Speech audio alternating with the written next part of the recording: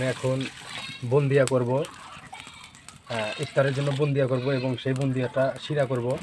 এখন পানি দিচ্ছি, পরবর্তীতে চিনি দেবো, পরিমাণ অনুযায়ী চিনি দেবো এবং সেই বুন্দিয়াটা আমি রেডিমেড প্যাকেট বুন্দি আনছি, সেইটা আমি এখানে মিক্স করব, শিরার ভিতরে মিক্স করব। তো আপনারা দেখতে পাচ্ছেন, দেখতে থাকুন। আমি পরিমাণ অনুযায়ী পানি দিয়ে দিলাম, 1 কেজি চিনি দেবো এতে। আমি এখন 1 কেজি চিনির শিরা তৈরি করব, যে শিরাটাতে আমার বুন্দিয়াটা পরিমাণ অনুযায়ী ভালোভাবে রসে ভিজবে।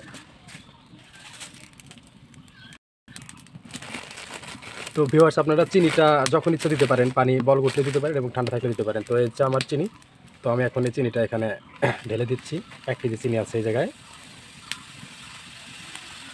আমি সবগুলো চিনি ঢেলে দিলাম।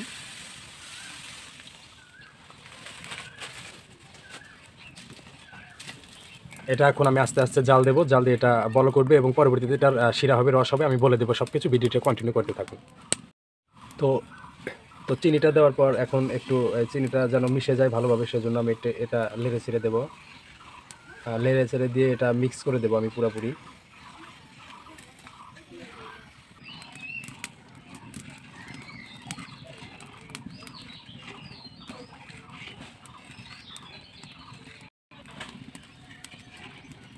আমার চিনিটা কিন্তু মোটামুটি পানির সাথে মিশে গেছে। তো এখন আমি আর নাড়াচাড়া করবো না, এটা পুড়ে ধরার কোনো ভয় নেই। তো আমি এটা এখন পরিমাণ মতো জাল দিতে থাকবো, আস্তে আস্তে আস্তে আস্তে এটা রস হয়ে যাবে। ভিডিওটা কন্টিনিউ করতে থাকুন। তো ভিউয়ার্স, আপনারা দেখতে পাচ্ছেন পানিটা কিন্তু এখন বলক এসে গেছে। তো এটা কখন রসের মানে শিরার উপযোগ্য হয় আমি সেটা করে দেখাবো এবং সম্পূর্ণ ভিডিওই দেখাবো। দেখতে পাচ্ছেন, পরিমাণ মতো জাল দিবেন যেন এটা পড়ে না যায়, সেভাবে জালটা দিবেন। আমি কিন্তু মাটির চুলায় এটা তৈরি করতেছি। আপনারা দেখতে পাচ্ছেন আমি কোনো ফ্ল্যাটে গ্যাসের চুলায় বা ইলেকট্রিক চুলায় তৈরি করতেছি না, গ্রাম্য পরিবেশে যেভাবে তৈরি করা হয় সেভাবে তৈরি করছি। কন্টিনিউ করতে থাকুন।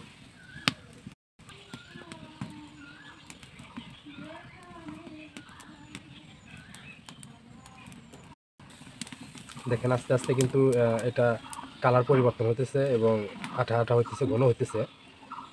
অল্প কিছু সময়ের মধ্যে এটা হয়ে যাবে।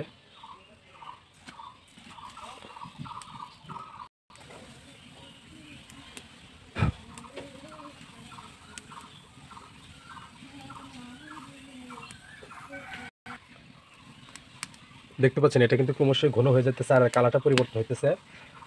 আপনি চাইলে কিন্তু আপনাদের চাহিদা অনুযায়ী তেজপাতা, এলাচ দিতে পারেন সেন্টের জন্য, আর না হলে স্কিপ করতে পারেন। আমাদের রসটা পরিপূর্ণ হয়েছে কিনা সেজন্য সেটা বুঝতে গেলে আমাদের কিন্তু দেখতে হবে যে এইভাবে এটা এই চামিচ থেকে পড়তে সময় লাগবে এবং ওই ফোঁটা পড়তে চাইবে না, সুতার মতো পড়বে, তখনই বুঝবো যে হয়ে গেছে। তো আমি বলবো কোন সময় এটা পারফেক্টভাবে হবে। আপনারা ভিডিওটি সম্পূর্ণ দেখেছেন এবং বাকিটুকু দেখবেন। তো কালারটা কিন্তু এখন দেখতে পাচ্ছেন আমাদের শিরাটা কিন্তু হয়ে গেছে, এই যে দেখতে পাচ্ছেন পড়তে চাইতেছে না, তার মানে শিরাটা হয়ে গেছে। আর আপনারা চাইলে একটু পরিমাণ মতো লেবুর রস দিয়ে দিতে পারেন, যাতে করে আপনার এটা চিনিটা দানা দানা ধরবে না, মিষ্টির মতো হবে না। তো আমি এটা এখন নামাবো, নামিয়ে আর ভিতরে বুন্দা প্রসেস করব। শিরাটা আমি এখন একটা বলের ভিতরে, অন্য একটা পাত্রের ভিতরে ঢেলে নিতেছি, যাতে আমার বুন্দিটা প্রসেস করতে মাখাতে যেন সুবিধা হয়, ভালো হয়।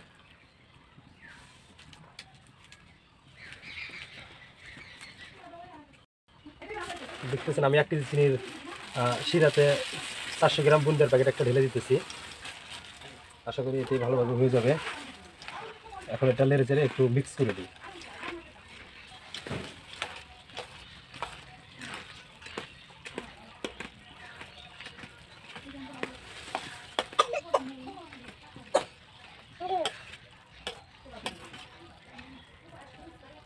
এটা খুব বেশি লাড়াচাড়া করবেন না, এমনিতে রেখে দেবেন, এটা ভিজে যাবে খুব সুন্দরভাবে। লাড়াচাড়া করলে এটা ভেঙে দিতে পারে। তো ভিউয়ার্স, ভিডিওটি ভালো লাগলে অবশ্যই একটু লাইক দিয়ে যাবেন। এটাই হচ্ছে বুন্দিয়ার প্রসেস।